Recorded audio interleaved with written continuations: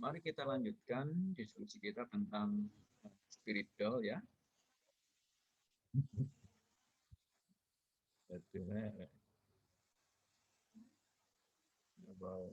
Karena saudara mau apa tuh mau perpisahan ya, nanti kan di pas perpisahan itu nanti hadiahnya souvenirnya wisuda boneka gitu ya.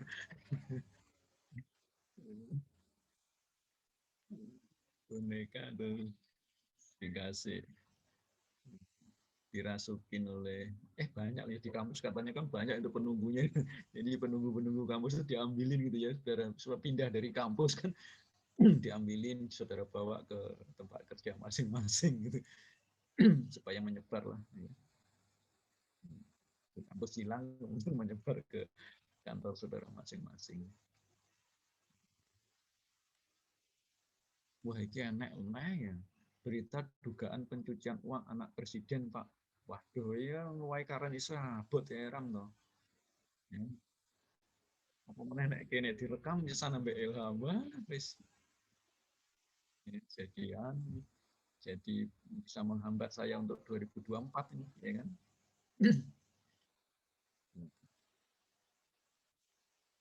Dicuci nek ndi iki? Si Solo. Waduh.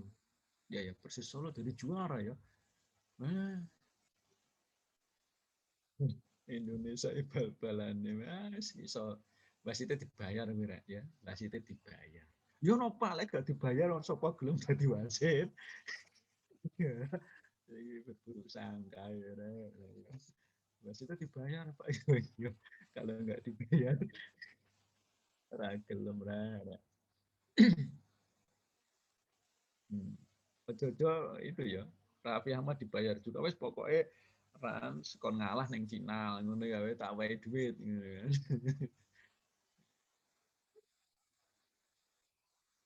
Masa bagu gedang goreng ora, bagu gedang iso juara. Se Indonesia ruwet ya. Bal-balan lho rek sing ndi bagu gedang goreng. Wis.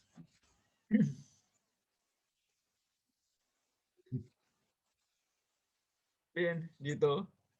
Andito seneng gedang goreng. Lumayan, Pak. Oke. Jangan-jangan kamu resellernya atau franchise-nya gitu ya, Andit? Enggak lah, Pak. Enggak ya. Oke lah. Anda karena isu Pak, orang Indonesia jual aset tak berwujud berupa foto KTP dan foto orang pegang KTP. Iki piye iki maksudnya? Ya.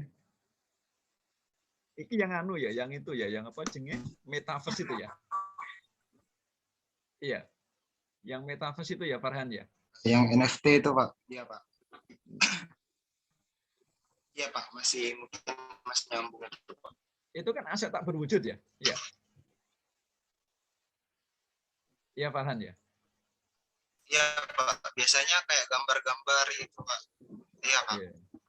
Iya. Tapi ini yang dijualnya itu kayak pinjol itu, Pak. Iya. Terus kalau itu gimana nih? Kan itu metaverse juga ya, tentang spiritual.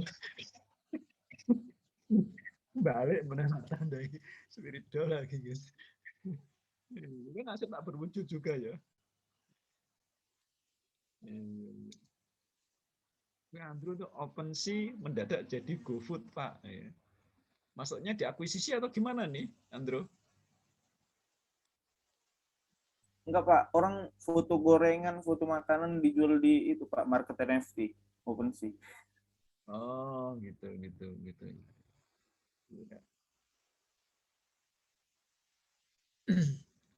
Emang Indonesia itu gorengan sing laris ya, apa-apa digoreng ya.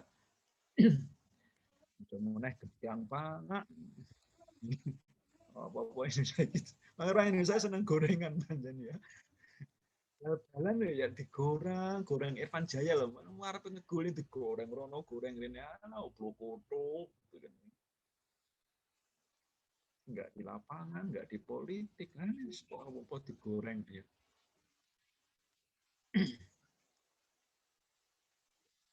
saudara emang sangat update ya terkait dengan isu-isu, current isu di dunia maya ini ya. Enggak begitu Rek, ya. Kemarin sampai ini loh, sampai dosen disuruh untuk melakukan penelitian terkait dengan aset tak berwusul, ya goro-goro nyebut si Ghazali ini gitu loh ya. Mau ini kampus sampai ngono Rek. Ya. Ya sekalian aja lah penelitian aset tak berwujud ya. Kan, ya. Jangan-jangan demit-demit Indonesia ini lebih canggih gitu ya. Perdagangan aset tak berwujud ya, bisa lintas benua ya, jualan roh gitu ya. Misalnya ngambil dari Belanda, ngambil dari Cina gitu ya. Ngambil dari Thailand kayak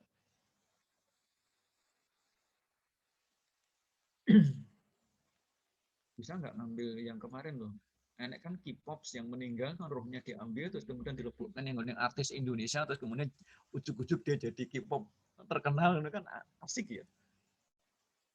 Karena Korea itu Korean Wave ya, gelombang Korea itu salah satunya adalah melalui K-pop. Jadi K-pop itu produk daripada negara gitu ya. Jadi dulu gelombang Korea itu ada 3 produknya, satu IT, kedua mobil, dan yang ketiganya adalah kebudayaan gitu ya. Jadi kebudayaan, produk-produk kebudayaan itu menjadi komoditi dan yang menggerakkan adalah pemerintah. Sehingga menjamur, ya kan? Menjamur sekali di Indonesia makanan Korea. Nek pinggir-pinggir jalan loh, Rek. Oh, makanan Korea ini. Aduh, guys. Lek Taichi, apa? Taichi apa Taichi, Jen? Di pinggir-pinggir jalan tuh apa, Rek? Yang mbak-mbak ini misalnya makanan Korea kan sih yang dijual-jual di pinggir jalan tuh namanya? Banyak, Pak. Apa ya dia? Tteokbokki. Kalau Taichi itu bukan? Bukan, Pak.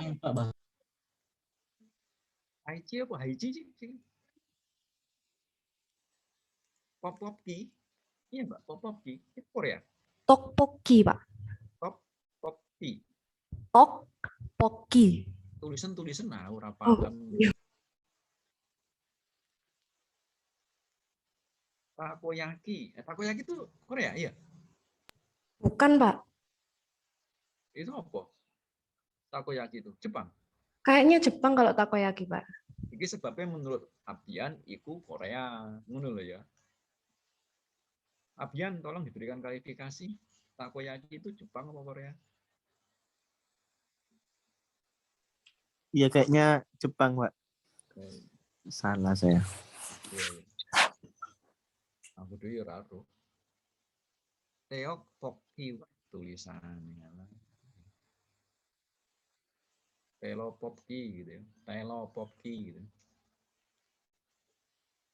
Nah, yang bunder-bunder itu ya sing takoyaki itu ya. Bunder-bunder kayak pukis gitu ya. Iya, Pak.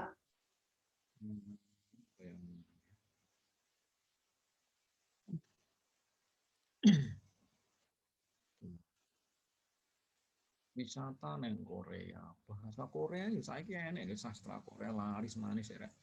Dulu ada mahasiswi saya pengen metu saka stan guru-guru pengen kuliah di sastra Korea gitu. Alah wis. Ini uang ya. Pilihan apa?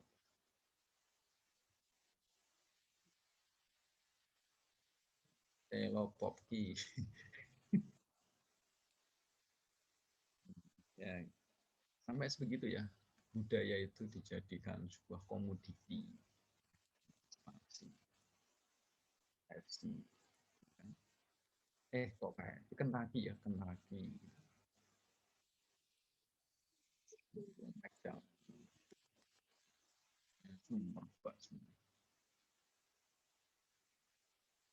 Mungkin Andito itu pisang goreng ini perlu tuh ya di luar negeri ini kan ya.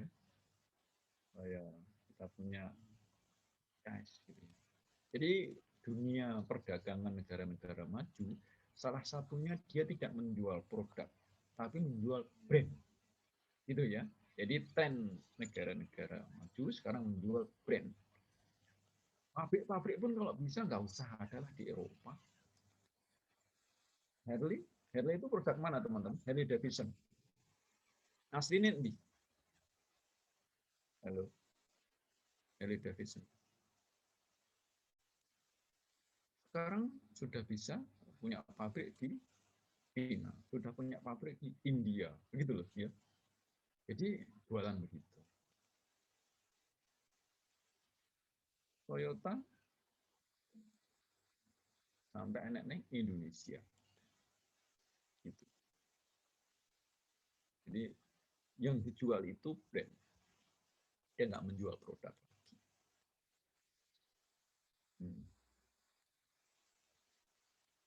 Apa mana ya? Apa sih motor gede gitu loh, Rek? Volvo, ya. Itu juga sudah mulai jadi jual gitu. Brandnya ke negara-negara yang dibeli.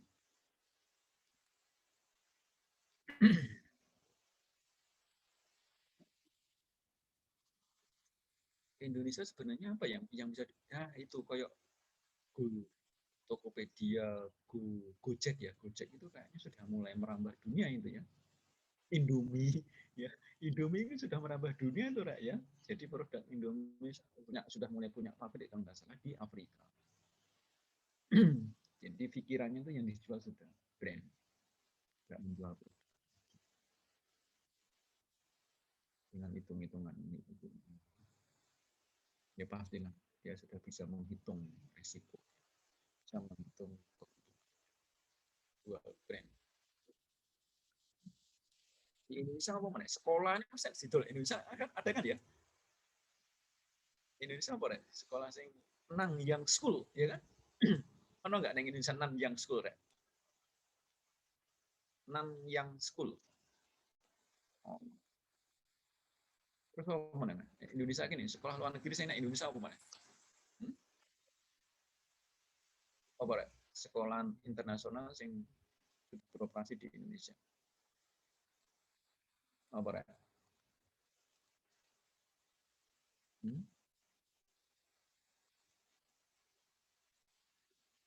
Jubile apa jebule ya? Jubile. Yang sekolah-sekolah Turki ada juga, kan? Al-Azhar, Pak. Azhar Indonesia tuh asli Indonesia, bro. Ya, itu tuh untuk brand afiliasi Al-Azhar Kairo gitu ya. Itu Al-Azhar nih, SMA Al-Azhar itu memang asli Indonesia gitu. Kalau Nanyang School, terus kemudian sini Jakarta ini banyak kan ya. Itu sudah brand nasional. Oke, kita lanjutkan ke aset desa. Jadi aset desa itu perlu kita pelajari.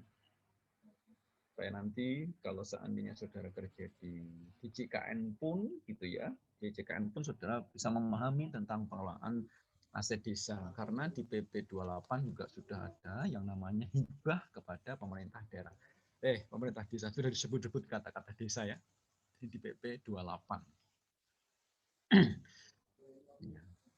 Jadi teman-teman sekalian, nanti kalau apalagi di pemerintah daerah saudara melakukan pembinaan, terus kemudian di provinsi juga pembinaan pengawasan terkait dengan aset desa itu juga dilakukan oleh pemerintah daerah. Teman-teman akuntansi pun perlu.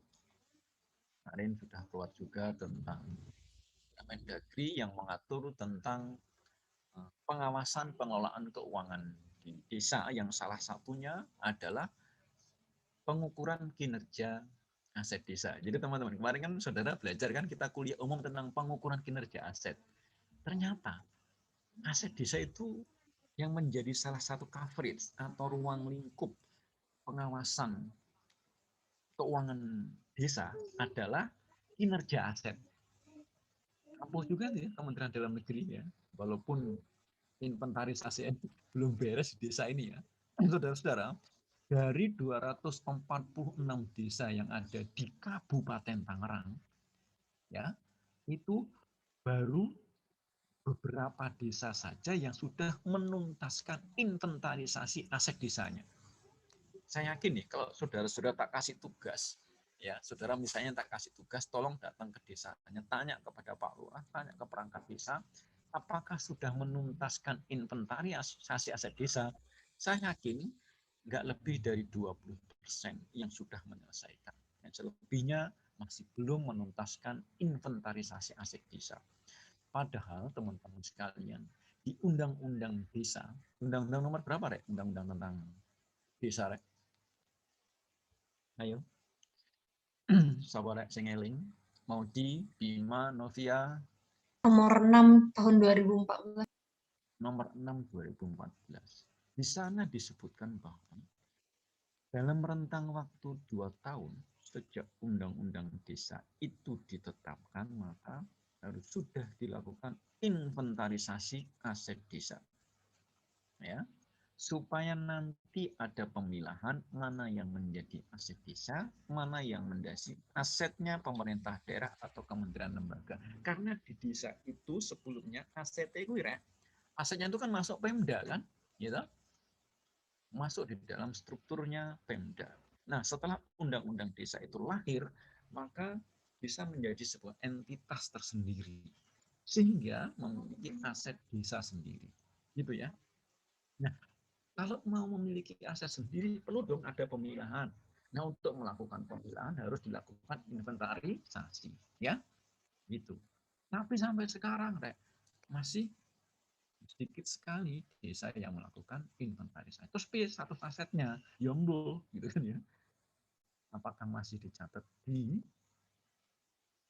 kabupaten atau sudah dicatat sebagai asetnya desa? Ya kan? Ketika asetnya itu berubah menjadi aset desa, tentu sudah ada pelepasan dong, sudah ada disposal dari pemerintah daerah. Gitu, ya. Apakah sudah? Nah, ini sebenarnya hal menarik, gitu ya. Saudara-saudara, kalau kemarin apa jenisnya membuat KTTA itu kita desain sejak awal untuk mengetahui hal yang penting dan manfaat, itu bisa dilakukan. Saya nggak mau sih mengintervensi saudara gitu ya, terlalu mengintervensi lah. Sampai saya hanya menawarkan. Saya khawatirnya nanti kalau mengintervensi dikira memanfaatkan mahasiswa nih Pak Tanda, no ya. Padahal kalau di dunia internasional sudah biasa itu teman-teman ya. Jadi profesor, ya, associate profesor itu kalau melakukan riset, biasanya dia bekerja sama dengan students-nya. Students-nya lakukan research untuk post graduate-nya, gitu ya. Terus nanti itu promotornya yang membimbing, itu dari diarahkan. Gitu. Ada manfaatnya bagi studentnya juga mendapatkan manfaat, bisa menyelesaikan tugas akhirnya. Terus bagi profesional juga bisa menjalankan research-nya, terus kemudian bagi ilmu pengetahuan juga bisa menutup gap-gap pengetahuan yang masih kosong. Gitu ya. Tapi culture di PKN STAN belum ya. Masih banyak suara-suara yang miring bahwa dosen ini memanfaatkan mahasiswanya dan lain-lain. Kalau menurut saya sih, kalau memang seperti itu, harusnya dibuat aja aturan, ya. Jadi dosen itu batasannya sampai mana, ya, bisa bekerja sama dengan student. Dan seharusnya malah begitu, malah dibentuk kolaboratif itu harus dibangun di kampus. Ya. Mahasiswa riset sendiri, dosen riset sendiri. Sayang resources yang ada itu. Coba kalau seandainya saudara-saudara fokus di tinjauan atau evaluasi atas inventarisasi aset desa. Dari kelas ini saja, sudah berapa desa atau sudah berapa kabupaten kita bisa mendapatkan data, ya kan? Dari data itu akhirnya kita sampaikan para pengambil kebijakan, Pak, ini loh Pak, menurut amanat undang-undang desa, terus kemudian PP-nya, ya, terus kemudian sampai Permendagri-nya. Lek PP-nya, PP nomor piro rek? Tentang PP pelaksanaan atas Undang-Undang Desa ini. Ayo. 43 tahun 2014, Pak. Tapi udah ada beberapa perubahan. Ya, betul. Ya, sudah banyak perubahan-perubahan. Kalau nggak salah terakhir tahun 2019. Gitu ya. Nah, kemudian Permendagri-nya. Ayo, Gustaf, Permendagri yang ngatur tentang pengelolaan aset desa ini Permendagri nomor piro, Gustaf? Permendagri. Nomor 1 Pak, tahun 2016. Nomor 1 tahun 2006. 11. Gitu ya. Jadi teman-teman, di Permendagri juga diamanatkan gitu ya, untuk dilakukan investasi. Ini tahun berapa? 2022, 2016 sampai 2022, habis berapa tahun, Rek? 6 tahun ya? 6 tahun. Terus kalau kita tarik ke Undang-Undang Desa, berarti sudah 1 windu, ya kan? 1 windu, 8 tahun. 8 tahun Undang-Undang Desa lahir, inventarisasi aset desa, misalnya kan, sudah berapa persen dilakukan gitu loh. Kalau kita bisa menyajikan data kan, sangat sangat manfaat kan. Akhirnya kita betul-betul mendapatkan empirical, evidence based, bukti nyata sekian loh desa yang sudah melakukan inventarisasi. Berarti masih ada sekian loh yang belum. Terus bagaimana policy yang harus diambil oleh pemerintah? Nah itu sangat manfaat ya. Daripada teliti ya, daripada membuat KTTA sing ora-ora ya. Nah, bisa nek sing ngalor nek sing ngidul kan ya. Hanya fokus di situ. Atau macam-macam banyak kok yang bisa kita perbuat. Teman-teman kan kemarin udah tak ingetin. Misalnya nih, tapi nggak masuk ya, dia setelah pengetahuan tentang SDG Sustainable Development Goals. Sekarang itu dunia sudah mengarah kepada Sustainable Development Goals. Pengelolaan aset itu harus related dengan tujuan pembangunan berkelanjutan. Gimana? Gitu kan? Tapi saudara nggak mungkin ya membuat tinjauan pelaksanaan SDGs di dalam pemanfaatan barang milik negara belum main. Aturannya orang enak ya kan? Aturannya belum ada, saya meninjau dari mana? Kecuali saudara studi banding atau studi perbandingan gitu ya di negara lain yang sudah menerapkan SDGs. Kayak bangunan, teman-teman sekarang bangunan sudah dituntut dengan apa itu bentuk-bentuk atau green building. Green building itu bagian daripada implementasi dari SDGs gitu. Ya. Harus ramah energi. Ya kan? Kalau bangun gedung harus ramah energi. Contohnya gimana gitu ya? Kalau gedung-gedung ala-ala yang lama misalnya penggunaan listrik. Ya seharusnya listrik itu sudah menggunakan tenaga surya. Atau tetap menggunakan tenaga listrik tetapi pemanfaatannya dilakukan secara otomatis. Contoh nih, kalau saudara pas masuk ruangan, terus nyala sendiri gitu ya lampu. Terus saudara keluar dari ruangan, tahu-tahu lampu mati sendiri. Nah itu kan lebih efisien. Gitu. Air juga begitu. Penggunaan air harus efisien. Itu sudah menuju kepada sustainable development.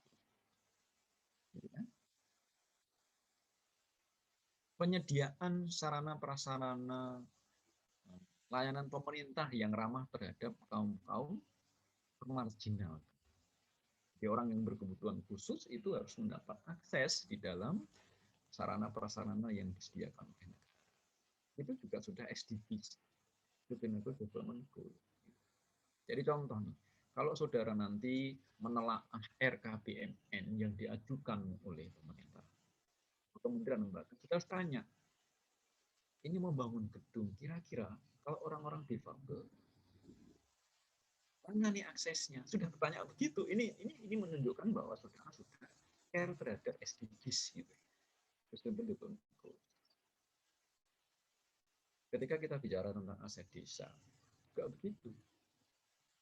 Sekarang banyak desa di Indonesia ini. Ketika undang-undang desa lahir, maka kepala desa itu digaji. Ya. Kepala desa itu digaji.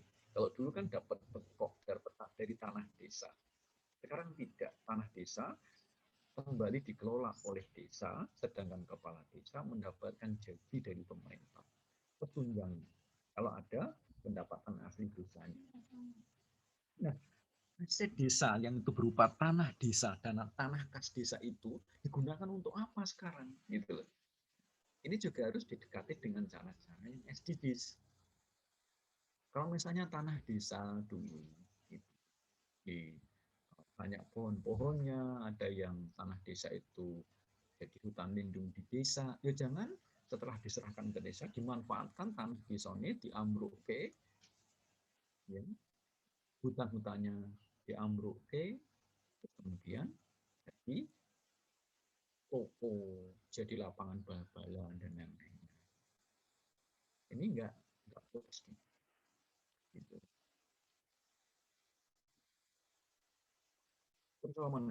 Contohnya ini meneh. Sekarang kan banyak nih desa-desa yang punya potensi mata air, ya danau kecil itu digunakan untuk objek wisata. Akhirnya apa? Dulu padahal masyarakat sekitar itu bisa menggunakan tanah tersebut untuk ngambil air minum, untuk mandi, ya kan, untuk hewan-hewan apa jenisnya, ngedusi sapi, ngedusi kebo, air isor, ya kan ya. Jadi SDGs itu bukan berarti anti pendekatan ekonomi, enggak. Ya. Ekonomi tetap jalan, tapi harus memperhatikan faktor-faktor yang lain. Ketika membuat itu tadi aset itu. Terus begini teman-teman nih, teman-teman sekalian ketika ditanya nanti saudara sebagai pengambil kebijakan di bidang aset, bisa nih contohnya, kita pengen beli kendaraan bermotor. Saudara kira-kira kalau mau pro SDGs, menyetujui motor bensin apa motor listrik? Ayo, biar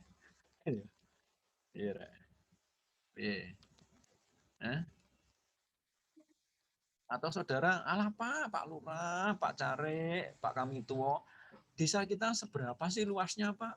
Udahlah Bapak nggak usah pakai sepeda motor, tapi Bapak pakai sepeda ontel aja Pak. Iya kan? Ini pro SDGs ini. SDGs. Jadi like keliling desa numpak sepeda. Sepeda kuno Pak. Hanya lambe murah rek. Coba saudara lihat di Belanda. Ayo. Belanda itu kan surganya sepeda, Rek. Sepeda mengono. Kene untuk kemaki arek-arek sini kan ya. Alah, sepeda ontel meneh, ini kan ya.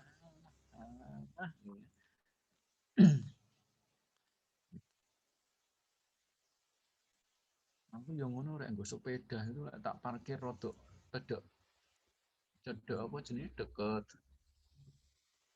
gedung apa lah ngono ya dipersempit rek. Enggak boleh Pak parkir di situ. Ya ora apa. Parkirnya di sana Pak.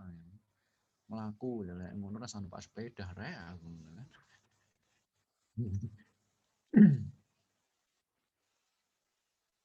Ini pro SDGs. Saya ingin meracuni SDGs ya. Karena apa Pak Tanda? Karena 2030 tujuan pembangunan berkelanjutan di Indonesia sampai 2030 sudah harus mengimplementasikan SDGs. Gitu, Rek. Ya, sayang aja di stand ini kan rada enggak jangka panjang mikire iki, ya. Sing diajarke saiki Undang-Undang Nomor 6 tahun 2014. Permendagri nomor 1 tahun 2016. Setelah lulus Permendagri ini wis ganti. Gitu ya. Jadi yang diajarkan bukan sing futuristik gitu ya. Enggak jangka panjang ya. Ya ora apa-apa lah ekstrim ngono lah. Sekolah vokasi iki yo ngene iki. Sekolah calon pekerja iki yang ngene iki ya. Begitu. Bukan didesain untuk calon pemikir ya, tapi didesain calon pekerja ya. Tapi buktinya tuh Pak, alumni kita katanya didesain pekerja, buktinya ada yang jadi menteri Pak. Yo ada sih jadi menteri, tapi yang mek stilut nih ya. Ya karena ini kan kerja, nah, padahal sudah di menteri kan kudu ngerti politik nah ya, kudu ngerti politik. Ya, nek politik ngerti dhewe kan kudu nek nglender rono, nglender rene gitu ya. Ini kenyataannya partai politik di Indonesia yang nggak nglender rono, nggak nglender rene, ya ora oleh kapling-kapling rek ya. Tapi partai politik sing gampang nglender rono, nglender rene, angin timur ya ikut ke timur, angin barat jika ikut ke barat, selamat rek. Ya dapat kursi menteri, dapat komisaris BUMN ya kan, dapat kesempatan untuk korupsi kan macam-macam lah gitu kan ya. Nah, sing partai-partai sing lurus-lurus ae rek, menteri ora oleh, arep korupsi ora enek kesempatan kan ya. Dunia ini ngono kuwi rek ya.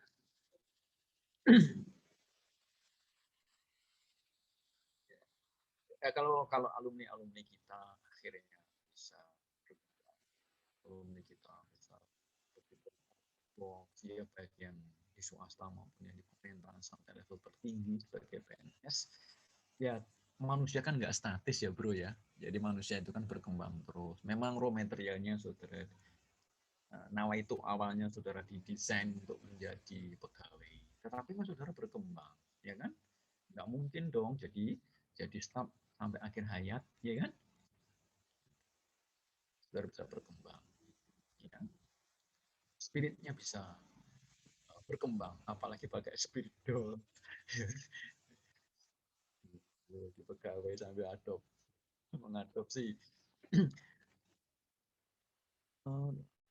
apa ya kira-kira boneka sing menginspirasi itu apa ya boneka Barbie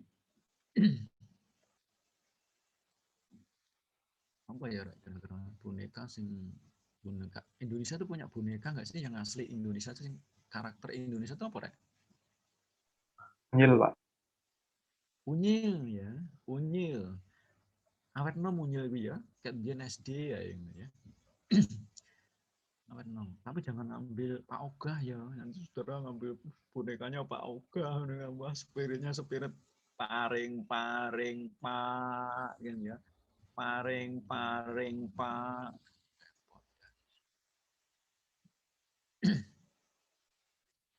Tapi kalau spiritual kayaknya nggak tergantung nggak tergantung dolnya ya, yang ngisi ya, jadi yang penghuninya itu kayaknya ya.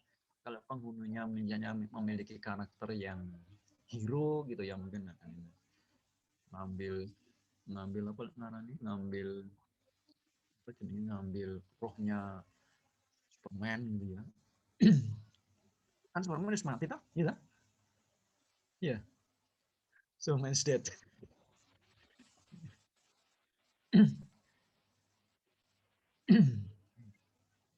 Terus jenenge lek 007 masih hidup nggak rek? 007 bukan 07 angkot loh rek. 007 apa jenengan?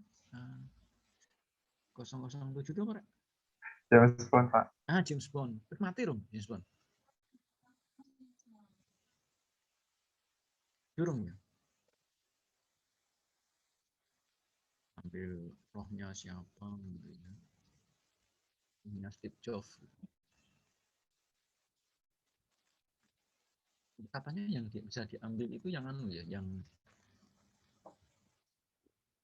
apa jenis yang gentayangan itu. Yang jinak, Pak. Bukan roh. Katanya sih bukan roh, tapi kayak elf gitu loh, Pak. Apa sih? Kayak makhluk fiksi, tapi bukan roh, Pak. Oh gitu. Kalau roh kan serem Pak, kayak Annabelle gitu kan. Nggak ada yang mau beli. Kalau elf gitu kan lucu Pak gambarannya. Orang ngono. Ngono apa ya? Lucu kan dolnya ya, tapi isinya itu apa ya? Maksudku tadi kan kita berdiskusi ini. Misalnya nih bentuknya lucu ya kan? Bentuknya kayak unyil menurut ya. Tapi diisi ya Westerling misalnya, rohnya Westerling misalnya. Loh, nanti ini jadi gimana gitu. Misalnya kan katanya ada yang bisa ngisi rohnya gitu. Gitu. Atau misalnya sing ngisi itu rohnya kemarin Laskar FPI yang ditembak oleh polisi misalnya kan ya. Nah, terus mulai nyerempet politik gitu ya. Apakah nanti kira-kira bisa menginspirasi orang yang bersangkutan untuk benci kepada polisi misalnya gitu ya. Oh, mulai mulai kacau kan ya.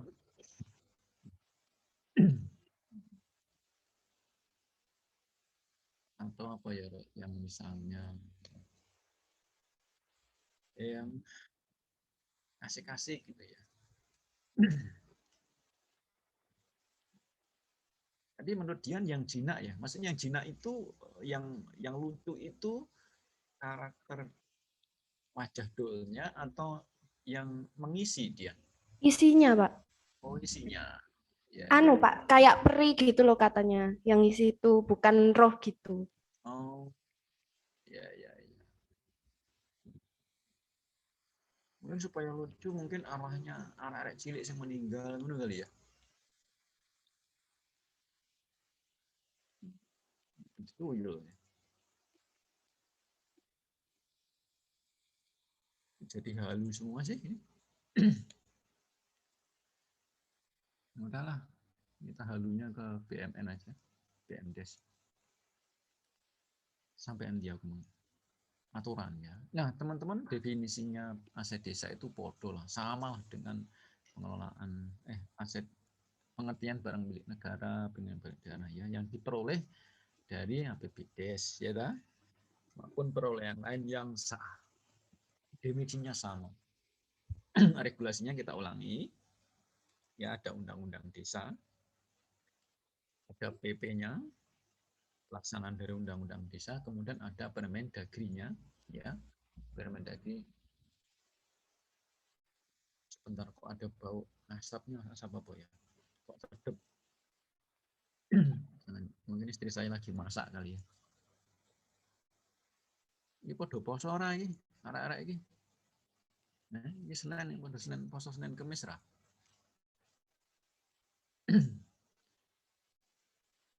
Saya yakin saudara kan orang-orang yang ngarani menyembunyikan amal, gitu kan ya. Ya, saudara yang menyembunyikan amal. Saya itu sebenarnya puasa Pak, tapi kan saya nggak mau riak Pak. Jadi ya saya nggak ngomong dong, gitu kan. Ya biar hanya Tuhan saja yang tahu. Nah, mantap ya.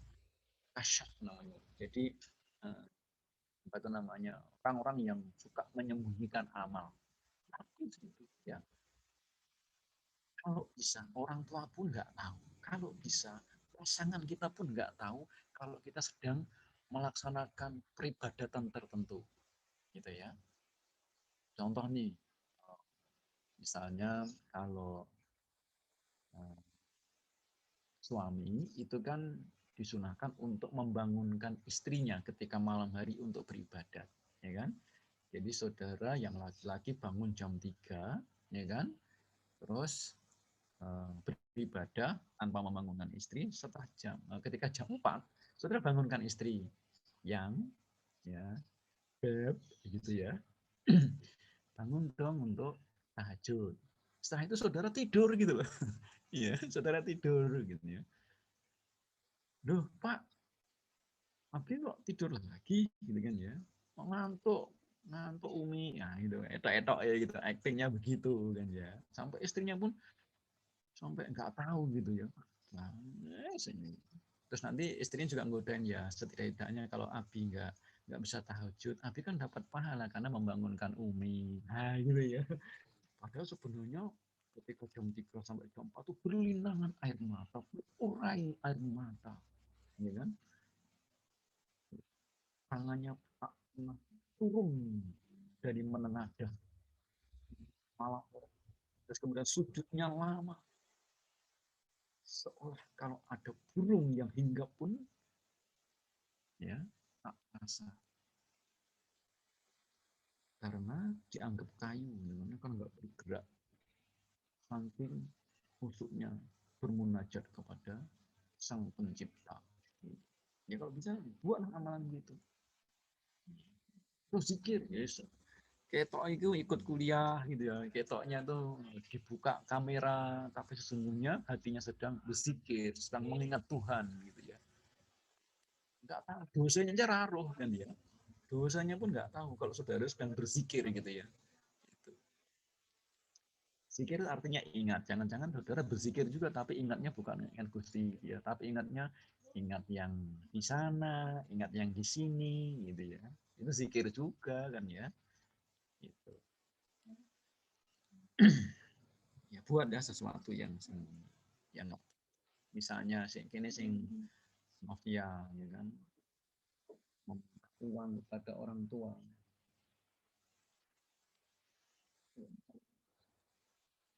Anak saya berangkat sekolah. Anak saya sudah masuk setiap hari nih, saudara-saudara belum. Ya. Misalnya Novia, setiap hari minta uang jajan ke orang tuanya. Gitu kan. Wah, wes gede. Wes udah gede. Kuliah enggak, maksudnya enggak kuliah langsung, tetap aja minta uang saku. Ya. Iya, Ma, dengan iya Bu, enggak apa-apa lah, kan saya butuh jajan juga di sini. Tapi uangnya ternyata enggak digunakan untuk jajan ya, uangnya ditabung, terus kemudian setiap hari disedekahkan, ya, sedekahkan. Sedekahnya pun online gitu ya, sehingga orang yang disedekah itu enggak tahu ya. Kadang-kadang membelikan pulsa untuk ketua kelas, gitu kan, gitu. Sampai ketua kelasnya enggak tahu, pulsa saya enggak habis-habis ya, gitu ya. Itu kasih kuota ketua kelas ternyata memang ada hubungan spesial dengan ketua kelas ya lah rek modus kan ya. Ya. Jadi buat sesuatu yang tahu tuh hanya kita dengan Tuhan saja gitu ya. Buatlah walaupun amalan itu kecil nggak apa-apa, yang penting ini yang menjadi tabungan kita untuk Tuhan. Kan kadang-kadang kita nggak bisa ya beramal atau berbuat sesuatu tuh yang nggak diketahui orang lain. Contohnya sih misalnya Andrew ya kalau ke gereja kan pasti ketahuan orang ya kan itu. Kalau pergi ke masjid kan orang mesti tahu kan, maghrib ke masjid, sholat 5 waktu ke masjid, mesti tahu orang ya kan gitu. Bagas kan ya, kalau azan kan nggak mungkin Bagas kalau azan terus kemudian orang lain nggak dengar kan nggak mungkin ya guys. Jadi sama menarik ya. Krisia misalnya kalau Krisia mau melakukan apa karena ini pelayanan ya kan pasti Krisia berhubungan dengan orang lain kan, mungkin berhubungan dengan jamaat, mungkin berhubungan dengan pendetanya atau pasturnya kan gitu ya, atau susternya gitu. Kan kita ketemu gitu. Tapi punya ibadah yang spesial dong, yang orang lain nggak ada yang tahu. Gitu. Jadi itu kita harus punya apa nih? Punya tabungan amal yang orang lain tak tahu. Biarlah aku dengan Tuhan saja yang tahu. Ya. Misalnya nih, Bobi selalu mendoakan teman-temannya itu nggak tahu ya Allah. Semoga Bima, Aldinel, Farhan, Abian sebut aja namanya, ya kan? Mudah-mudahan UTS-nya semakin bagus, ya. OAS-nya semakin bagus. Mendoakan ya Tuhan, mudah-mudahan mau segera dekat jodohnya, setelah lulus langsung menikah. Ini kan orang lain kan nggak tahu, tapi kita doakan itu amalan-amalan yang begitu kan bagus, ya. Gitu. Tasya juga begitu mendoakan. Ya Allah, mudah-mudahan Pak Tanda sehat, ya Pak Tanda rezekinya banyak, gitu kan. Doain, nggak tahu. Yang didoain nggak tahu. Orang tua juga begitu, didoain. Orang tua tentang bapak sehat, ibu sehat. Ya, Diniel juga kita doain ya. Doain Pak Kaprodi, ya, doain Cek Prodi, Firdaus doain presiden, ya kan. Ya, Tuhan, mudah-mudahan presiden saya bisa 3 kali, ya Allah, 3 periode, misalnya kan ya. Apa ya? Gitu misalnya. Pokoknya Persis Solo harus juara Liga 1 tahun depan. Ngono. Hidup pisang goreng misalnya. Ya enggak doain. Mudah-mudahan Kaisang akan menjadi DKI 1, misalnya gitu kan. Ya dongak-dongak ini. Ojo nyadap pimpinan gitu ya. Presiden dicatat, aduh presiden dulu katanya nggak mau jadi presiden, akhirnya jadi lambe. Misalnya ojo ngono toh, ya harus doain ya hidup yang baik. Pemimpin harus doain ya. Gitu. Dan ibu kota negara segera pindah kan gitu. Ya, segera dibangun. Ya.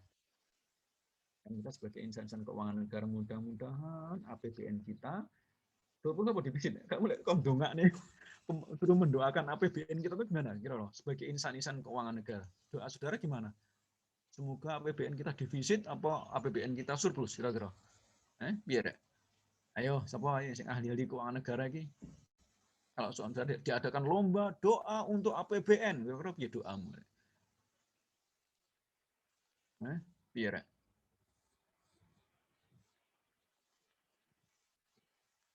Ayo rek, biar rek. Doa untuk APBN.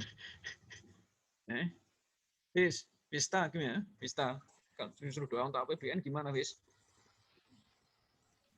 Ini Pak, semoga bisa surplus nggak defisit terus Pak. Oke, supaya surplus ya. Tapi buat kamu lengkapi gitu loh doanya. Kamu kalau surplus tapi pertumbuhan ekonominya minus piye? Surplus sih surplus, tapi pertumbuhan ekonominya minus. Tambahin lagi Vistanya. Oh, mudah-mudahan APBN kita surplus dan pertumbuhan ekonomi 2 digit ya. 0,0 kan 2 digit juga ya. 2 digit. Ya. Ngono Vista ya tambahinnya. Allah mudah-mudahan bisa surplus APBN Republik Indonesia pada tahun sekian gitu ya. Terus pertumbuhan ekonomi 2 digit menjadi macan Asia gitu ya, menjadi the big 5 economic growth in the world. Nah, gitu.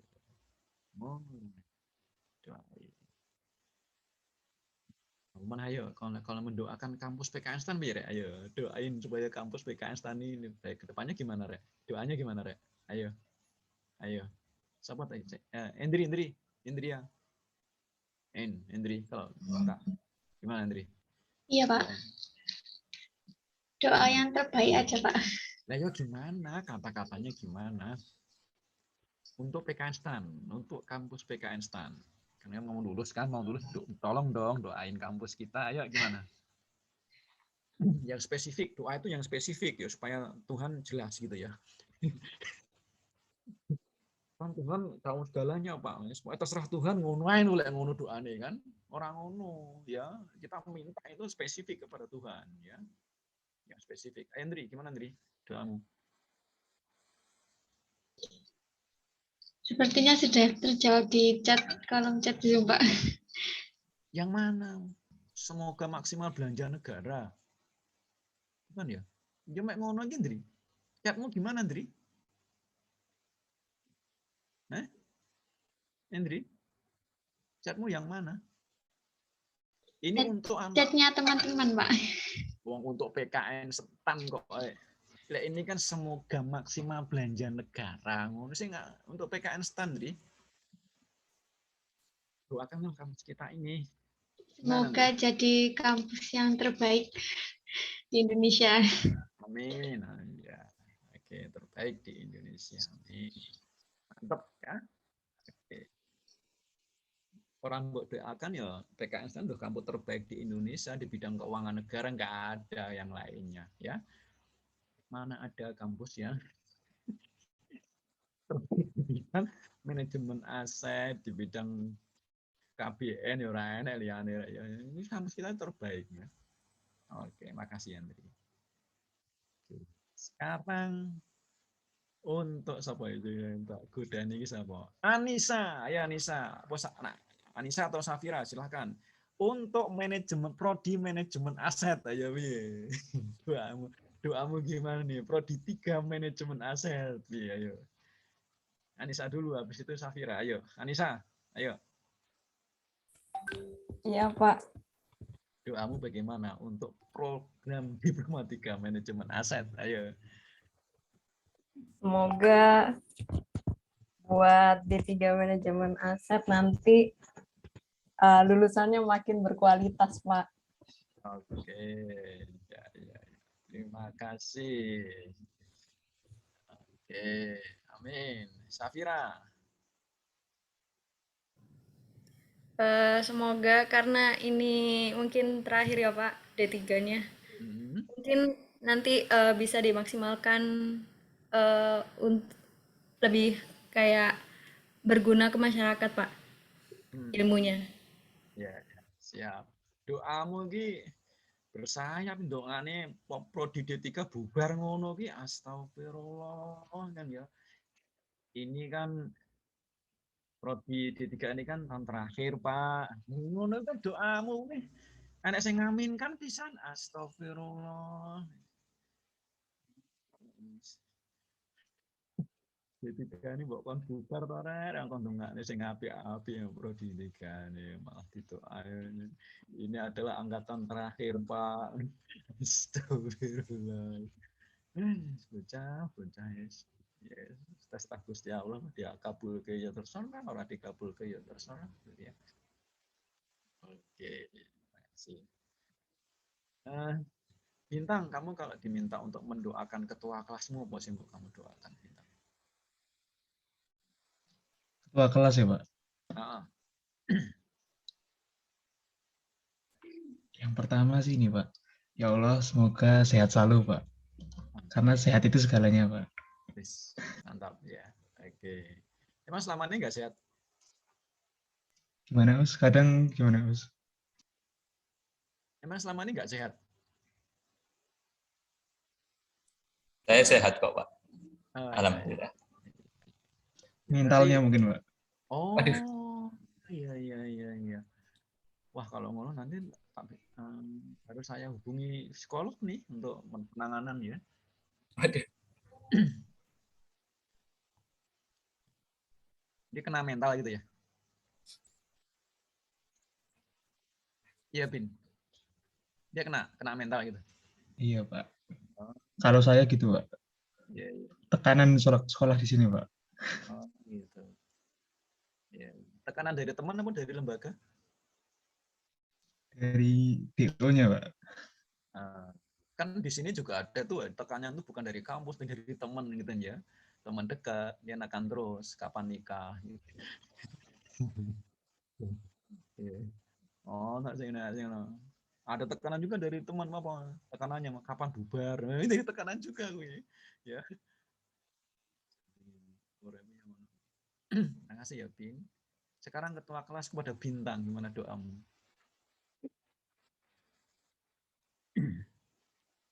Ayo, ketua kelas kepada Bintang. Kalau doa saya, Pak, buat Mas Bintang ini ya, semoga semua yang diharapkan itu bisa tercapai gitu, Pak. Hal-hal baik yang diharapkan itu bisa segera tercapai. Iya. Berarti hal yang nggak baik mudah-mudahan nggak tercapai gitu ya? Jangan, Pak, kalau yang nggak baik kan semoga dihindarkan, Pak, dari Mas Bintang ini. Iya. Mudah-mudahan juga nggak kena mental ya. Oh iya, betul, Pak. Oke. Mau dibalas lagi nggak, Bin?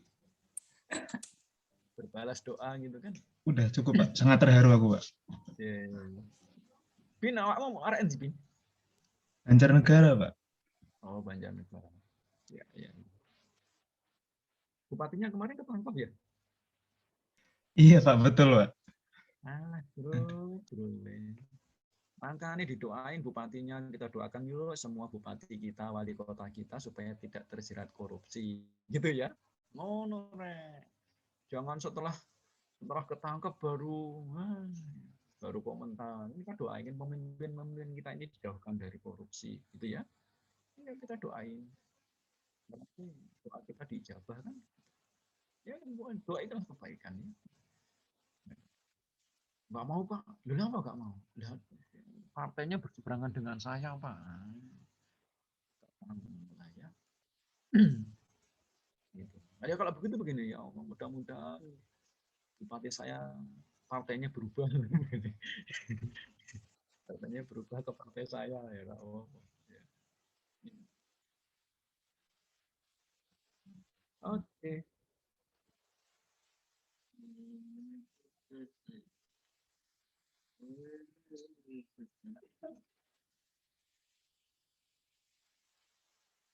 Sampai 5 orang. Belum mulai, Pak. Kok sampai mana? Ada ngono, udah tadi. Kok gak ada yang berani ngomong ngono ya? Ya, saudara ini kok sangat menghormati saya gitu. Padahal saya itu pengen, Pak, waduh ngelantur, Pak. Mau ini aku bayar Pak sekolah ini bayarin rakyat Pak Tanda dan ngajar mau ngantur ya Pak. Oke ya.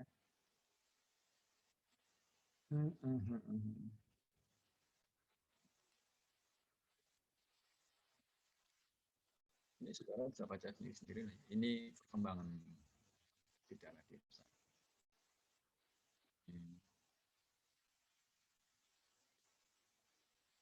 Kemarin ya, berita sing nulis nih bahwa dana desa dari tahun ke tahun meningkat. Coba saudara baca nih ya di pidato presiden di kampung-kampung meningkat dari tahun datanya kayak ini aku yang gumun gitu. Saya mulai catatan pandelok. Ya.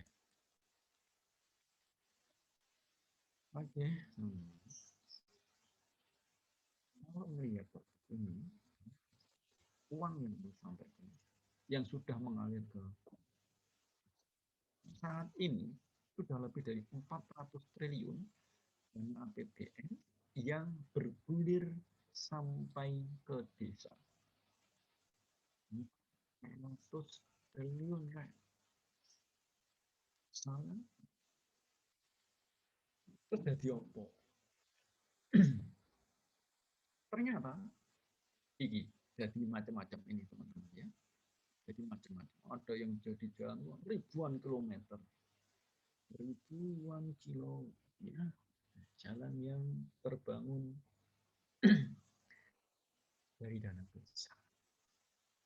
Jembatan berjuta meter telah terbangun. Ya. Ini bahasa-bahasa politik yang ini kira ya. Jembatan sepanjang 1.400 1 juta ya. Kan kelihatan hebat ya kalau juta gitu ya. Nggak pakai misalnya nggak pakai sekian ribu kilometer atau enggak sekian itu ya. Bukan pakai 1,400 ya. Pakai juta gitu ya. Meter gitu. Kilometer.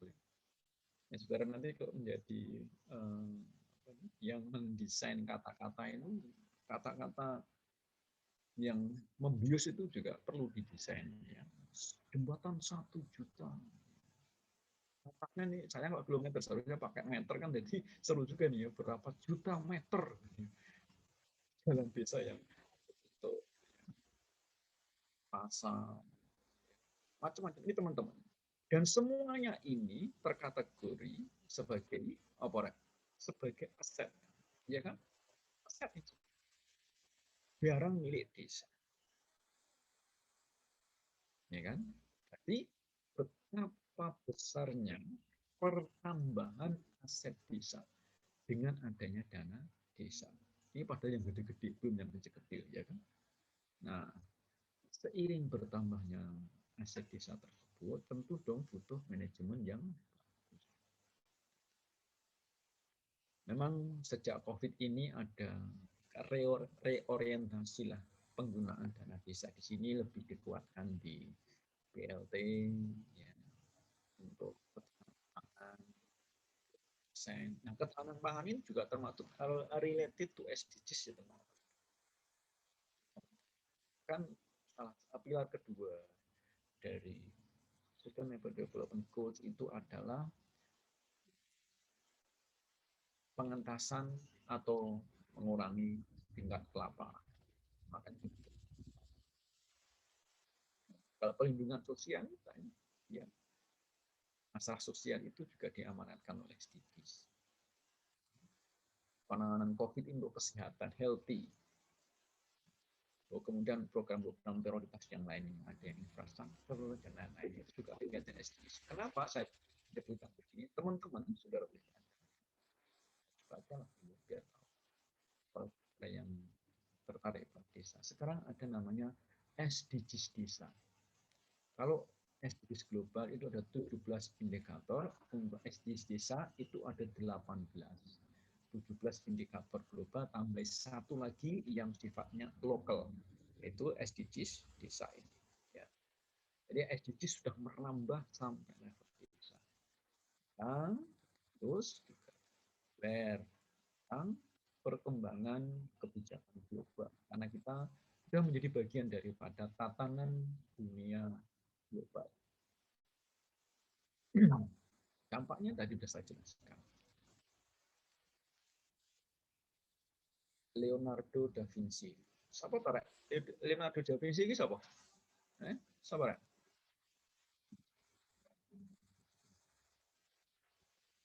Siapa Leonardo da Vinci? Pelukis, Pak. Hah? Pelukis. Pelukis. Leonardo da Vinci. Dia ngomong, sudah lama sekali saya menyimpulkan bahwa orang yang berprestasi jarang sekali hanya duduk dan membiarkan peristiwa datang menghampiri. Mereka berdiri dan menciptakan peristiwa. Ya. Orang yang berprestasi itu selalu inovatif, bukan pasif. Jadi kalau saudara jadi orang yang berprestasi, maka buatlah sesuatu yang baru. Kalau saudara nanti ditempatkan di manajemen aset, di pengelolaan aset, maka bagaimana saudara sifatnya inovasi terkait dengan pengelolaan aset. Apabila nanti saudara ditempatkan di bagian penilaian saudara juga. Bagaimana penilaian itu nggak perlu lagi didatangkan manusia, tetapi pakai robot, misalnya pakai drone. Drone-nya yang kecil-kecil sehingga bisa masuk ke dalam ruang-ruang yang sempit. Jadi dilepas saja sehingga saudara kontrol. Sekali jalan bisa dilepas banyak misalnya. Yang kayak mesin gun itu lah ya. Banyak sekarang robot-robot kecil itu ya, yang bisa ke sana kemari. Jadi aset desa harus dikelola dengan baik karena ini amanah daripada undang-undang yang ada, maka dijalankan juga supaya aset desa ini bermanfaat bagi kesejahteraan bersama. Ya. Juga amanah dari pengawasan pemeriksaan.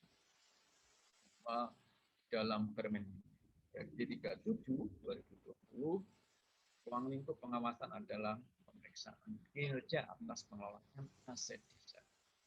Jadi kinerja aset desa itu menjadi lingkup, maka yang menjadi dasar perlunya pengelolaan. Artinya pengawasan ini pengertian daripada siklus, teman-teman. Oke. Asasnya sama seperti BMN, kenal, kepastian hukum, transparan, tempat Kemarin sudah saya jelaskan, nggak saya jelaskan lagi. Fungsional itu apa, kepastian itu sama.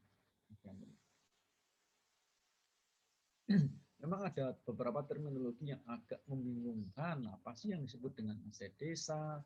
Apa sih yang disebut dengan kekayaan desa? Apa yang disebut dengan kekayaan asli desa? Gitu ya. Ya ini karena kebingungan ini atau keberagaman ini karena regulasi yang tidak sinkron antara regulasi yang dikeluarkan oleh institusi yang satu dengan institusi yang lain. Plus tentang desa ini kan desa ini Indonesia ini desa secara administratif itu berkembang sejak penjajahan.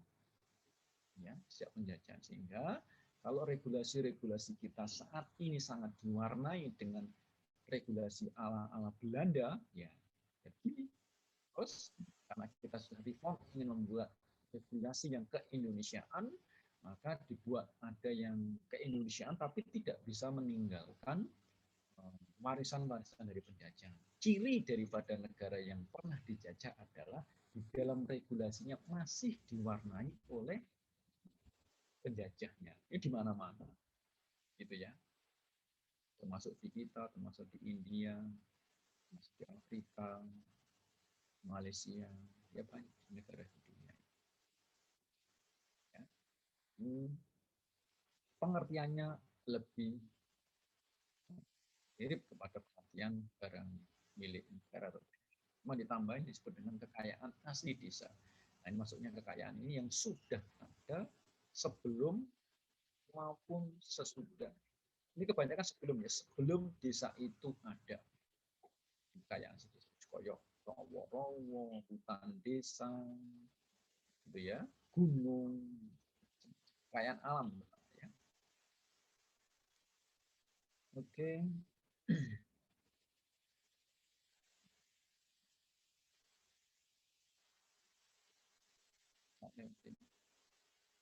Nah ini contoh ya, kekayaan si desa, ini yang dibeli dari APBDes, kemudian ada yang perolehan desa, dari muka, ya.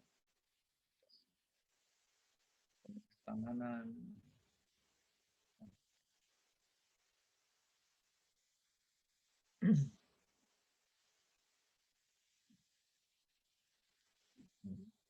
kekayaan si desa ya. Ini yang diperoleh. Siapa sih subjek pengelolaan aset desa? Ada kepala desa, perangkat desa, BPD, ya, pusat desa, kemudian camat, bupati, gubernur, ada menteri. Ya, ini subjek dari pengelolaan aset desa. Nanti di perangkat desa ini maksudnya ada pengurus, ya, ada sekretaris desa, ada yang pengurus aset. Kemudian di desa, camat lebih opsional. Kadang-kadang bupati atau wali kota terlalu sibuk, maka beberapa hal terkait dengan aset desa, keuangan desa didelegit pada camat, maka camat yang jadi bantuan dari bupati. Kalau gubernur itu sifatnya pembinaan, menteri hanya memberikan kebijakan-kebijakan. Ya.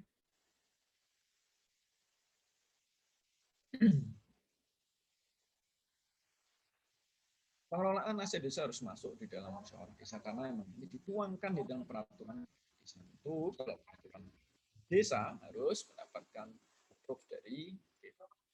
Ini masuk kegiatan-kegiatan yang kewenangannya saya lewatin aja.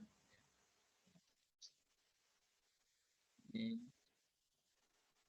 jam berapa? Ayo teman-teman, jam berapa ini? 9:27.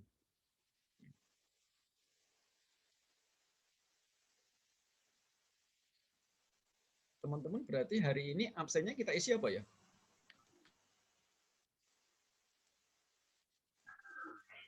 Untuk yang hari ini bisa diisi yang kuliah umum, Pak. Oh gitu? Ya.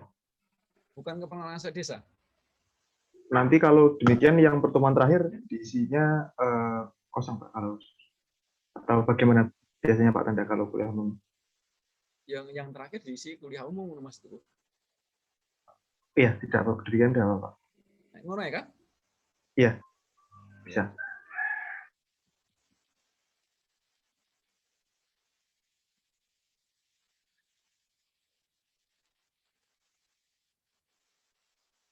Oke. Terus mbok kirim ya anunya. Sudah Pak di grup. Oke.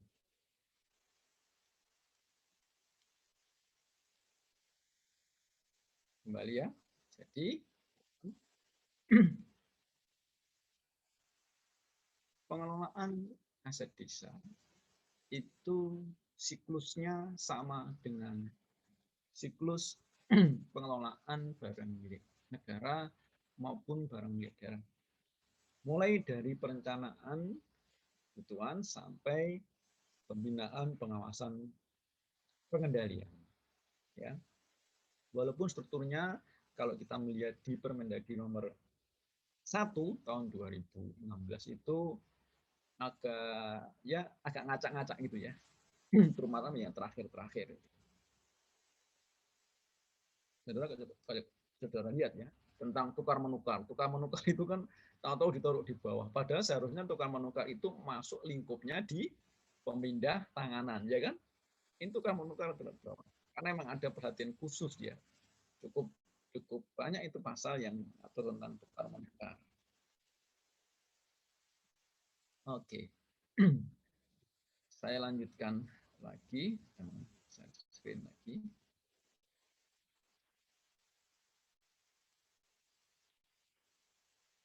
Oke, ini secara template gitu ya, beberapa hal yang diatur di dalam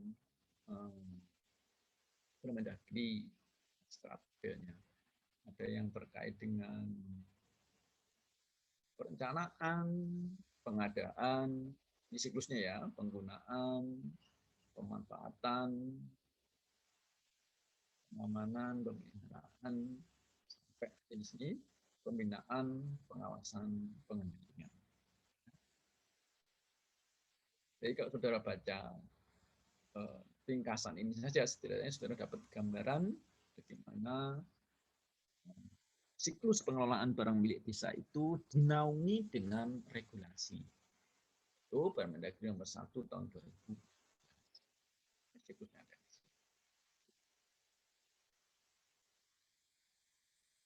Juga perencanaan aset desa. Ya, harus buat cara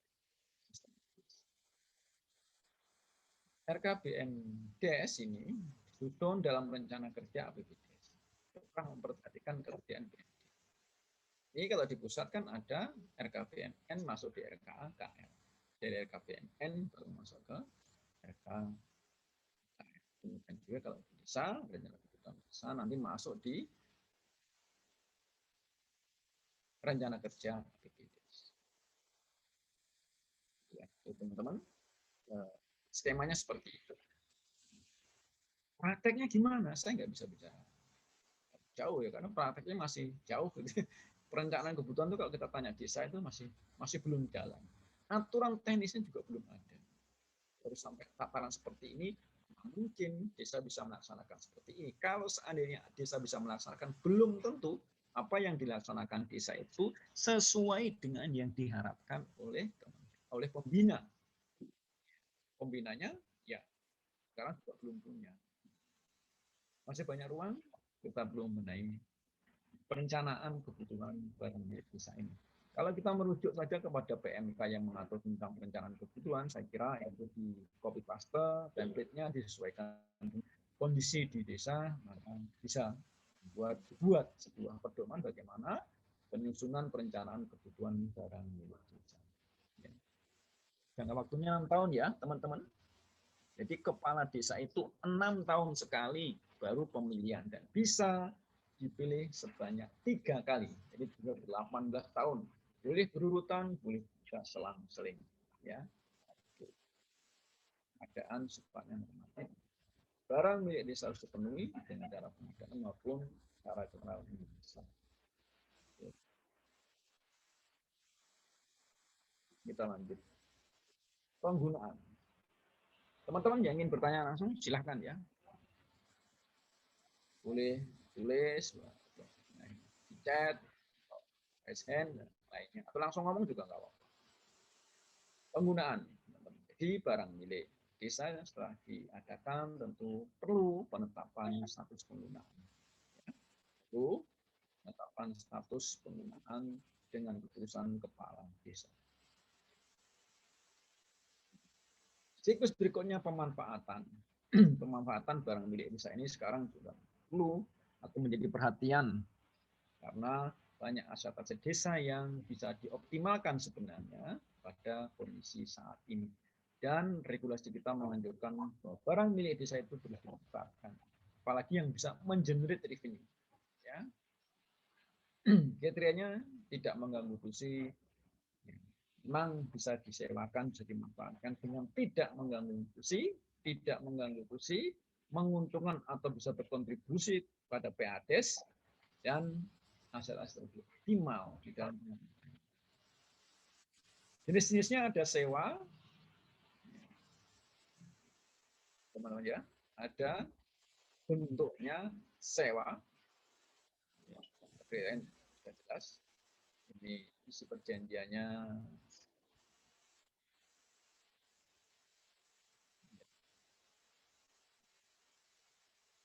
Kemudian untuk berikutnya pinjam pakai. Pakai oleh pemerintah daerah yang lain atau oleh ASN. Itu kan isi perjanjian silahkan nanti dibaca. Kemudian KSP, kerjasama pemanfaatan antara pemerintah desa dengan pihak lain. Bisa membangun puskesmas bekerjasama dengan pihak penyedia atau stakeholders yang lain, dengan NGO, kerjasama pemanfaatan, hak dan kewajibannya harus dituangkan. Kemudian ada bangun guna serah guna, tetap dengan pertimbangan manfaat bagi kita. Silakan. Pengamanan, pemeliharaan, jaga pengamanan seperti biasa. Di sini ada pengamanan administrasi, pengamanan fisik, kemudian ada pengamanan hukum. Pemeliharaan, teman-teman, pemeliharaan ya sudah menjadi tugas barang harus dipelihara dengan sebaik-baiknya. Jadi pemeliharaan itu wajib dilakukan oleh kepala desa dan perangkat desa. Ya peliharaannya coba tanggung atau diberikan. Penilaian, teman-teman di desa juga memiliki aset, maka perlu dilakukan penilaian. Penilaian yang hingga saat ini masih ada penilai yang ditunjuk oleh kabupaten kota maupun dari pemerintah daerah, yaitu kementerian satu komunikasi. Nah, mengoptimalkan dosen-dosen untuk bisa melakukan penilaian di sekitar, nanti bisa jadi hal yang bermanfaat baik bagi lembaga, bagi dosen maupun bagi mahasiswa. Kemudian pemindah tanganan, bentuknya bisa ditukar, dijual, menjadi penyertaan desa.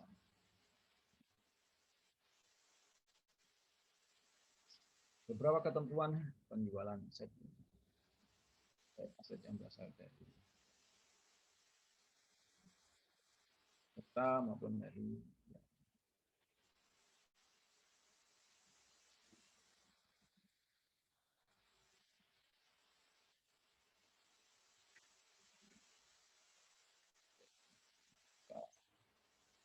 pemindah tanganan. Kita menukar itu di sini secara umum bahwa barang milik desa bisa ditukar dengan barang milik lain, sama ya.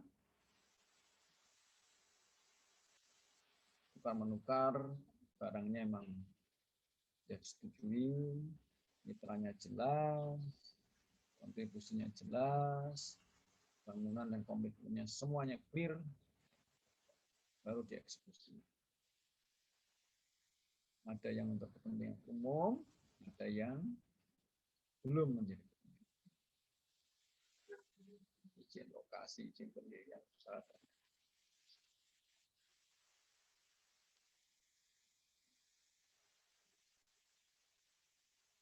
Ya.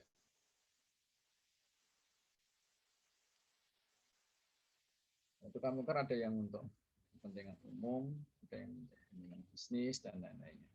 Kalau ini yang untuk kepentingan umum, ada kriteria yang mesti dipilih.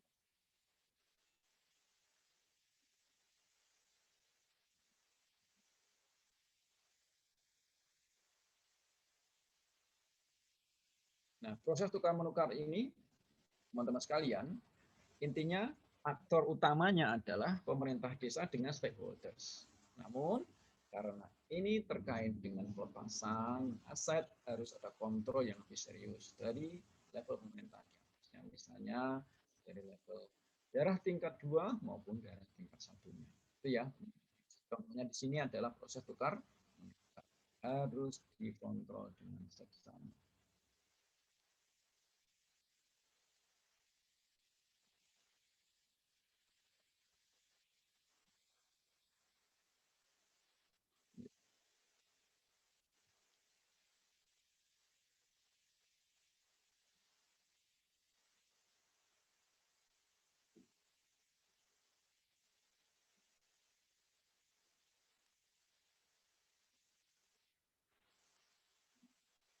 Pemusnahan.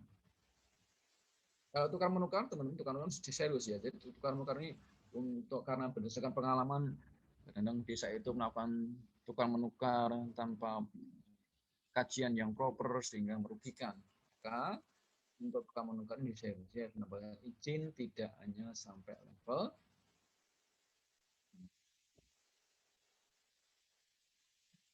prodi, tidak hanya di level kampus, tidak hanya di level desa. Ya.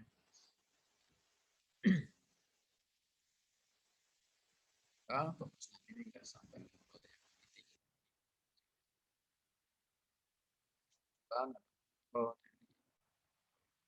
kepala daerah, menteri,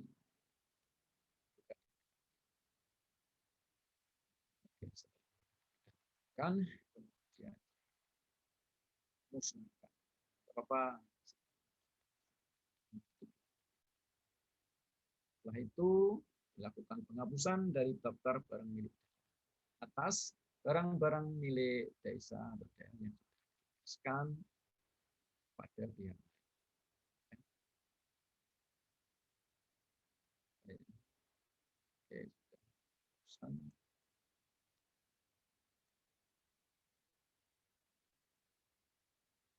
Penata usahaan ada 3 kegiatan utamanya tentu ya.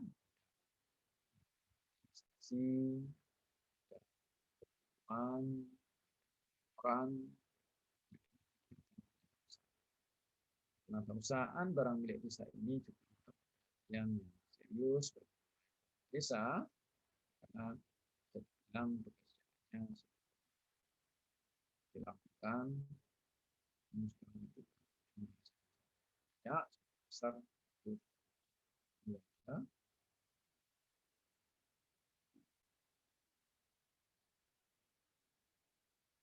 yang melengkapi laporannya ya teman-teman. Terakhir pembinaan, pengawasan dan pengendalian.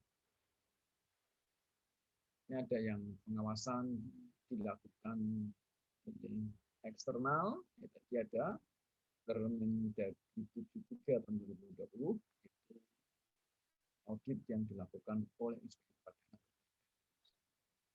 menyiapkan segala itu. Kemudian pembinaan pengawasan yang dilakukan oleh internal gitu ya, bisa yang dengan prinsip dan untuk sisa betul-betul bisa digunakan agar pengelolaan aset tersebut.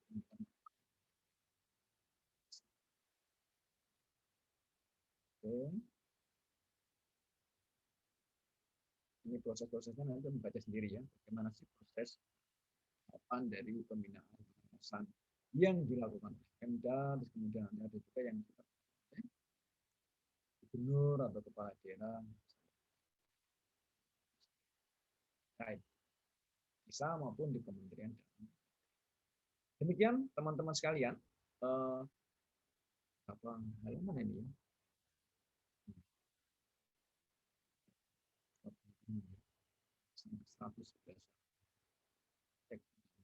Slide untuk penggunaan bisa ini menambah pemahaman teman-teman sekalian. Sekali lagi, semoga bermanfaat. Jadi saya cukup sekian, silakan buat teman-teman yang berikan masukan, tambahkan, bertanya, berikan kesempatan masih ada waktu sekitar 15 menit. Saya sambil menyelesaikan ini Google Meet atau Zoom ya? Zoom ya. Silakan teman-teman, ayo.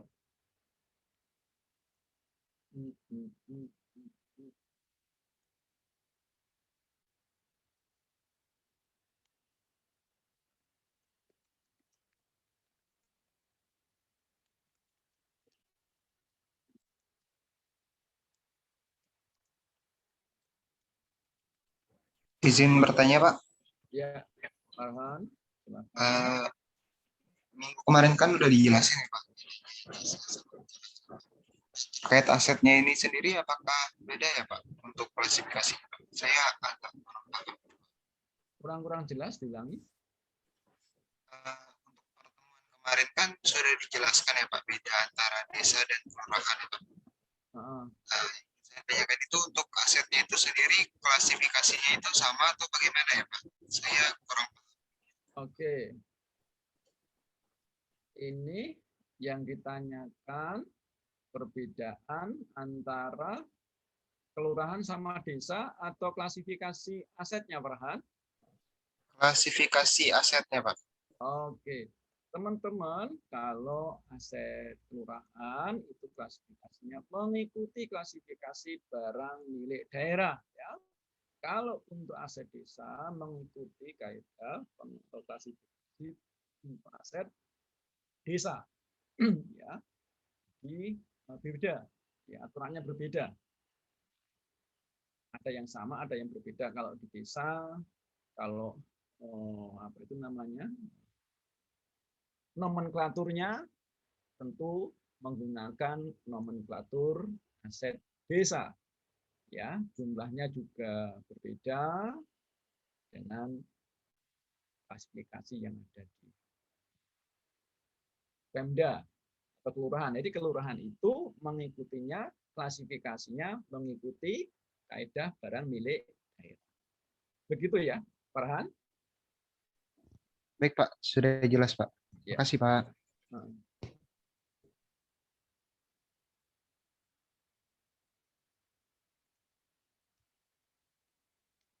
Yang lain silakan.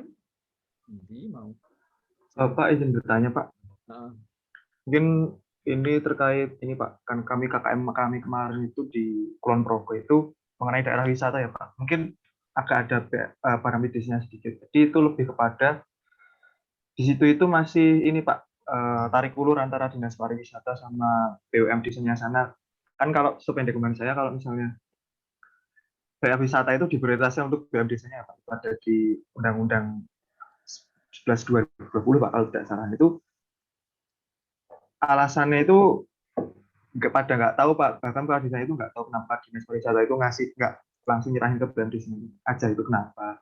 Di itu kira-kira kenapa ya, Pak? Dan gimana, Pak, kira-kira solusinya, Pak? Kami masih belum menemukan. Sebentar ya. Ini mau. Bentar, tadi yang ditanyakan ya, apa jenenge?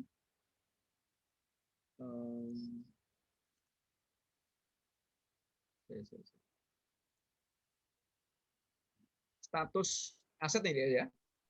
Iya, Pak, status asetnya. Status asetnya yang sekarang yang menguasai ke dinas apa? Dinas Pariwisata, DIY, Pak. Terus kepemilikannya? Masih juga, tapi belum katanya pengen segera diberikan ke BUM desa, tapi sampai sekarang masih tarik ulur negosiasi dan seterusnya. Oke, Ini asetnya miliknya kota apa provinsi? Kalau asetnya itu kalau jelasnya kurang tahu ya Pak, cuma daerah wisatanya itu Pak, secara umum dinas pariwisata. Ya, ya. Kalau dinas pariwisata berarti kan miliknya dinas kan ya, itu. Memang dulu itu karena aset desa, aset di desa itu kan wilayahnya kabupaten. Desa kan dulu wilayahnya kabupaten, sekarang memiliki wilayah sendiri gitu ya. Itulah yang perlunya dilakukan inventarisasi. Ketika ada ketemuan begini kan, aset-aset pemerintah pusat, pemerintah daerah yang ada di desa, dan kegunaannya untuk desa, maka ini bisa diserahkan kepada pemerintah desa. Begitu. Atau begini, kalau asetnya ada di desa, pemerintah kok nggak nyerah-nyerahin, entah itu pemerintah daerah tingkat 1, tingkat 2 maupun pusat, maka kepala desa bisa meminta atau mengajukan ya kepada yang sekarang menguasai itu untuk menyerahkan ke desa. Gitu. Ya, jadi itu bisa dua hal itu dilakukan ya dari pihak dinasnya ya, inisiat untuk menyerahkan, atau yang dari pihak desanya yang mengajukan agar aset tersebut menjadi miliknya desa. Itu ya. Tentu ini proses juga panjang ya, karena harus ada pemindah tanganan kan dari dulu miliknya dinas kemudian diserahkan kepada pemerintah daerah. Ya. Ini tinggal political will lah dari pemerintah daerah. Karena ini bisa, kalau itu potensial nanti pendapatan asli daerahnya berkurang. Ya kan? Gitu. Tapi nanti kalau diserahkan ke desa, desanya PADES-nya akan tinggi, tetapi ditanya juga kesiapan desa bagaimana kan gitu, ya kan? Kesiapan memanage aset tersebut, potensi wisata tersebut, aset tersebut. Jangan sampai nanti diserahkan, desanya malah nggak bisa mengelola dengan baik. Apalagi di desa itu sangat rentan dengan politik lokal, ya, sangat kental. 6 tahun sekali ganti. Ya, makasih ya Bu.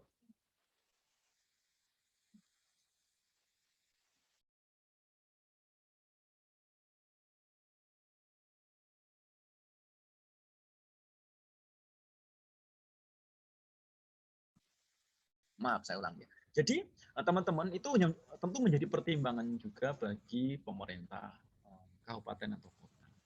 Ya, karena bisa jadi nanti diserahin tambah nggak karu-karuan. Ya. Atau bisa jadi ketika diserahkan malah lebih bagus. Saudara yang di Panggung Harjo, objek-objek wisata yang ada di Ponggo, ya kan? Objek-objek wisata yang di daerah-daerah Batu, desa-desa wisata kan sekarang ada desa wisata ya. Sekarang berkembang lagi desa wisata. Tapi ya tak pikir-pikir nanti semua desa mengembangkan desa wisata terus yang ngelencer sopo nure. Ya, yang berkunjung ya sopo, kalau semua desa punya objek wisata terus piye ya? Kadang-kadang anut grup kok yang Indonesia kan ya. Ketika semuanya wisata, enggak wisata semua, ya kan? Ketika seru lah, Rek. Ya. Piye meneh kan ya. Ya biasanya sekilas saja itu, misalnya objek wisata brung ya kan rame, setelah sekian tahun bubar, padahal investasinya berapa besar itu kan, ya kan? Sekarang desa itu menjadi keroyokan. Kementerian Desa ngurusi desa, Kementerian Dalam Negeri ngurusin desa, Kementerian Ekonomi Kreatif dan Pariwisata ngurusin desa, Kementerian Koperasi ngurusin desa, Koperasi dan UMKM, ini kan? Kementerian Pertanian, semua kementerian ngurusi desa. Makanya perangkat desa itu kadang-kadang pening ngurusi tamu sing teko kuwi rek. Hari ini teko dalam negeri datang. Kalau ada tamu kan nggak mungkin nggak dikasih minuman kan? Gitu. Besok lagi dari BPK datang, besok lagi dari Inspektorat Daerah datang, dari Kementerian Keuangan datang, ada guys. Pegel-pegel kepala desanya Pak ngambil di galon kan Pak sendiri Pak. Siapin aja air minum, ben juga dewe. kadang-kadang kepala desa itu yang ngeluh juga, Rek. Aku kan saya sering juga datang ke kepala desa, Pak, kita jadi kepala desa jadi repot. Repotnya gimana tuh Pak? Gajinya Pak, gaji saya cuma sekian juta Pak, tapi setiap hari Pak ada undangan dari warga. Anak sing mantu, anak sing sunatan, ada yang nikah lagi, lah macam-macam, ada yang meninggal kan ya. Ya, aku di dalam batinku, ya. Lambian kok yo awakmu macong to, yu kan ya. Kamu kemarin kok yo nyalonkan to Pak, aku ngerti kok yo ngono ya kan. Itu. Sehingga hal-hal seperti ini memungkinkan sekali terjadinya hal-hal yang diinginkan menurut Rek. Ya. Masyarakat itu kan masyarakat paten bayan, masyarakat yang masih sangat koloni. Enak ini semua berpartisipasi, enak ini berpartisipasi, menurut. Ya. Jadi untuk repot lah gitu ya, untuk repot. Gajinya piro Pak Desa itu piro? Berapa juta sih Pak Desa itu? Paling 3 sampai 4 juta itu. Ya. Kalau di zona sugih ada tambahan dari pendapatan asli desa. Kalau enggak, orang ngeluh 4 juta, 5 juta atau enggak sampai lah menurut saya enggak sampai 10 juta. Kalau setiap hari warganya sing sunat, warganya sing mantu, entah itu 50.000 kali ya, Rek. Kali sak desa orang ngeluh kuwi. Ngeluh. Kan dapat dana desa, Pak, sekian miliar. Itu kan dana desa, bukan dana kepala desa. Ya, Pak? Akhirnya benar tuh dana desa diubah namanya, ditambahi dana kepala desa gitu ya. Tambahi tengah-tengahnya kepala. Yes. Nah, selesailah urusan. Ya buktinya ada kepala desa ditangkap, macam-macam. Ngono ya, Rek. Jadi kisah ini perlu mendapatkan perhatian. Perhatian serius, bagaimana dana desa ini betul-betul memberikan manfaat dan aset desa bisa dikelola dengan baik. Ya, oke. Ya, friend, tetap saya akan profit saya. Ditutup malah diseneni yang BAK ini. Pengelolaan aset desa.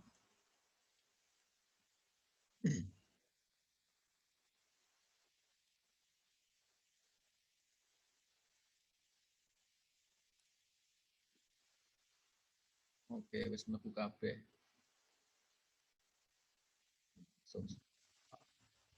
Simpang presensi. Oke.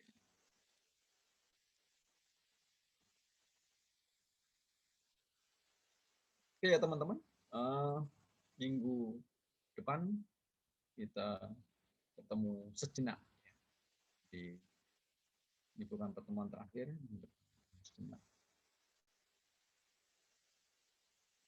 Rek, itu kok enak backgroundmu kok seragam Rek? Iya Pak, izin sekalian foto bersama Pak, kan foto Pak, biar after Pak. Minggu depan ya Mas? Oh awakmu, minggu Iya. depan aja. Minggu depan. Sekarang satu Pak, mumpung sudah on cam semua. Lah awakmu kok maksa aku? Waduh, menawarkan Pak, biar enak. Yes. Yang penting awakmu seneng. Siapa? Jadi kan karena pertemuan besok kan kemungkinan absen saja dan seterusnya ya Pak. Jadi mungkin sekarang lebih pas Pak waktunya. Iya. Nah, Mas Aji bisa di apa-apakan Mas? Dipersilakan. Oke Mas Ilham. Hitungan ketiga ya. Gayanya biar gayanya. Abian yang di dodolan sih aneh. Enggak, Pak. On cam, meseneni Ilham loh.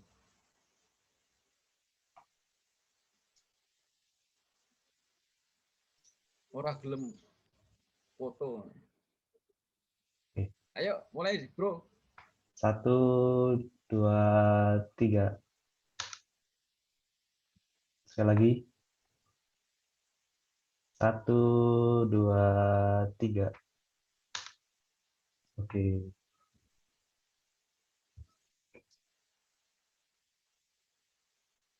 Terus Ya. gunanya Apa, ini Pak? tinggal apa, Rek? Gunanya begini ini untuk apa kira-kira? Gunanya untuk diabadikan, Pak, karena foto itu merupakan mesin waktu.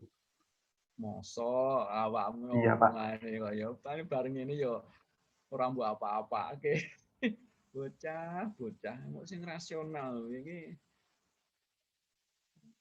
ya tinggi opo tapi ya spirit doll Pak, spirit doll, spirit picture Pak, spirit picture Pak. Nanti itu saya pakai figura Pak, terus kemudian saya bawa ke agen untuk diisi, diisi roh. Ya. Katanya foto itu bisa juga ya, diisi makhluk halus ya. Nice. Foto halu kabeh. Ya wes, cukup semono ya Rek. Minggu depan kita ketemu lagi. Mungkin ada beberapa review saya lakukan hari ini, saya belum bisa mereview materi dari awal hingga UAS, mudah-mudahan minggu depan bisa ada review ya. Gitu ya. Silut ya. Apa minggu depan langsung tak bagi aja gitu contoh soalnya, terus kemudian kita tutup gitu. Ya. Setuju? Ya. Yes, tunggu tinongo. Sampai ketemu minggu depan. Sukses selalu untuk semua. Selamat pagi, salam sejahtera. Assalamualaikum warahmatullahi wabarakatuh. Waalaikumsalam warahmatullahi wabarakatuh. Terima kasih, Pak. Terima kasih, Pak. Terima kasih, Pak.